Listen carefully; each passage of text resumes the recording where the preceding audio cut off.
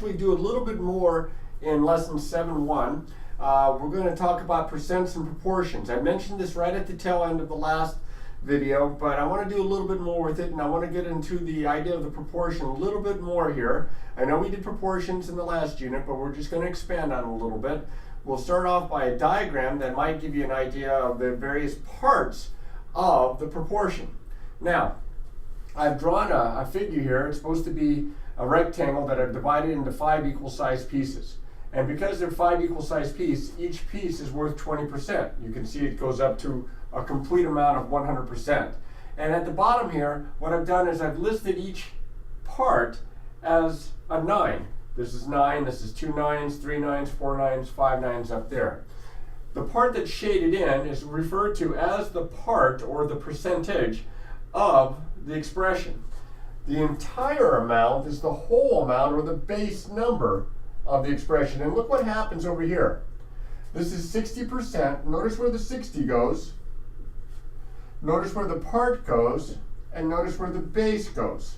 All right? Now, solving percent problems, you can represent A is P% of B using the proportion A over B equals P over 100, where A is the part of the base B and P% is the percentage, or P over 100 is the percent.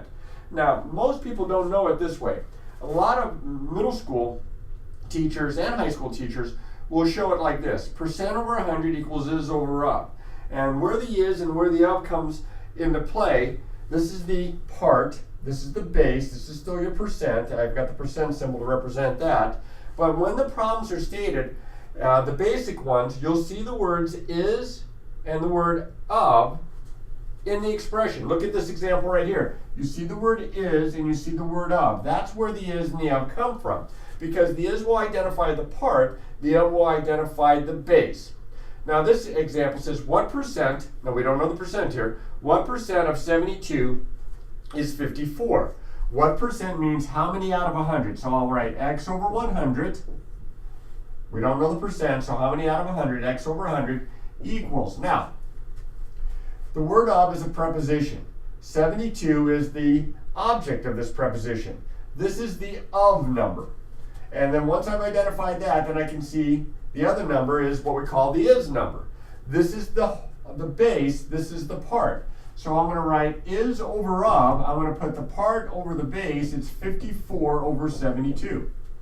Once I have it in that form, it should be automatic by now. Now I'm going to simplify this one because I noticed that both of these numbers are divisible by 3, they're divisible by 9, and even better yet, they're divisible by, 18, I believe. 18 will go into both. So what I'm going to do here is I'm going to divide top and bottom by 18.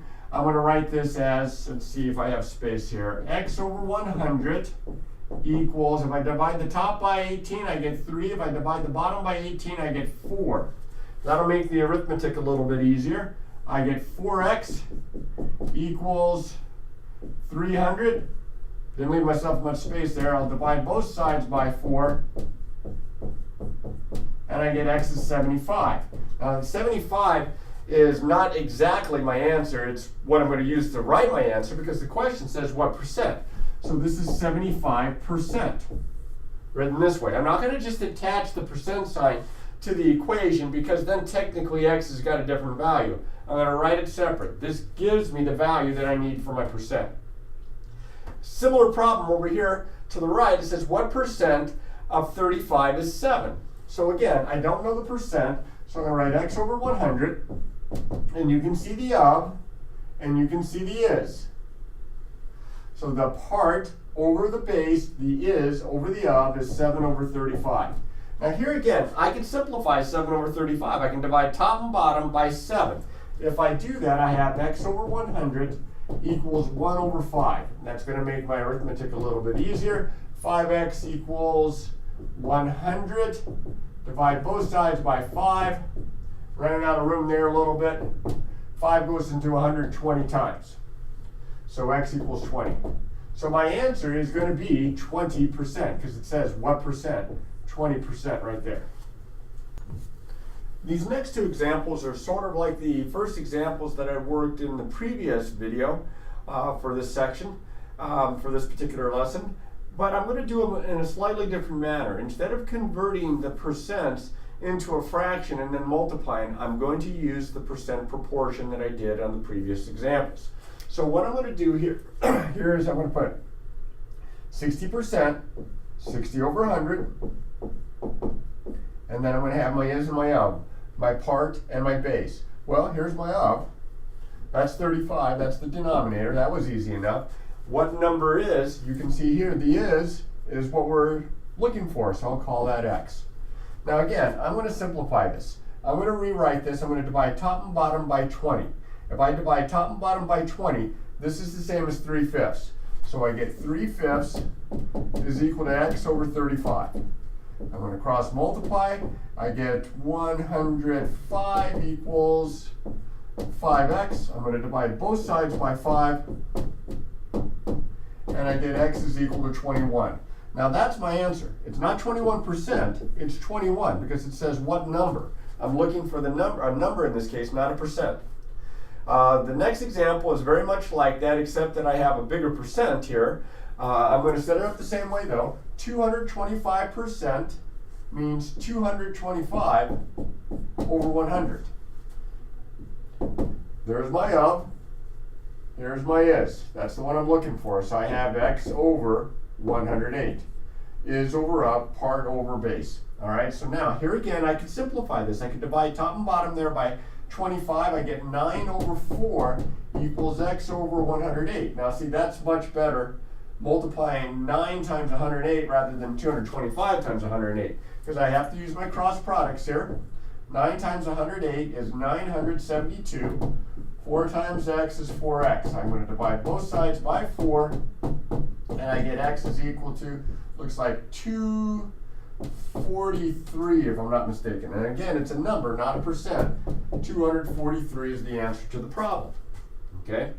Now, the previous examples I did, okay, I was looking for the percentage, or the percent I should say. And these numbers, these two examples, I'm looking for the part, the is, right? This is an example where I'm looking for the base number, the of. So those are the three main types. So you're either looking for the percent, you're looking for the part, or you're looking for the base, okay? One of the three types. So, and the proportion works well for all three. So I'm going to write this up. This is 84%, 84 over 100 equals, now again, it's is over of. There's my is, right? 105. The of is what I'm looking for. I'll call that x. Now here's again a problem, fairly big numbers, not terrible big, but fairly big numbers. So if you can find something that will divide top and bottom, like 4, I get 21 over 25 equals 105 all over x. Did I do myself a lot of help here by doing that? Now I have to multiply 25 times 105. Before I only had to multiply by 100. It's easy to multiply by 100. You just add a couple of zeros. So did I do myself a favor here? I don't know. The numbers are a little bit smaller, but I don't think they're going to help me that much. I'm still going to have to do some arithmetic. X times 21 is 21x. 25 times 105 would be, ooh, good number. 2625, I believe. 2625. Let me do that one again in my head, if I can. Well, hopefully I can. Let's see. I think that's too big. 25. I'm going to have to do this one. 105 times 25. I think I went too big on this one. That's a 2. That's a 5. That's a 0. Carry a 1. That's a 2. That's a 5. A 2 is 6. And no, I got it right. Once in a while. So now I'm going to divide both sides by 21. And I get x equals, looks like it goes in 1. And I'd have 5. 52 is 2. That'd be 105, and that'd be a 5. I believe it comes out to be 125 without any decimal or fraction remainders. So there's my answer, 125. I can't emphasize how important it is that you work on these problems, that you give them a good effort, that you use the proportions. Setting them up is typically the tough part. Once they're set up, then you cross multiply and divide. And you'll get better with this with practice, practice, practice.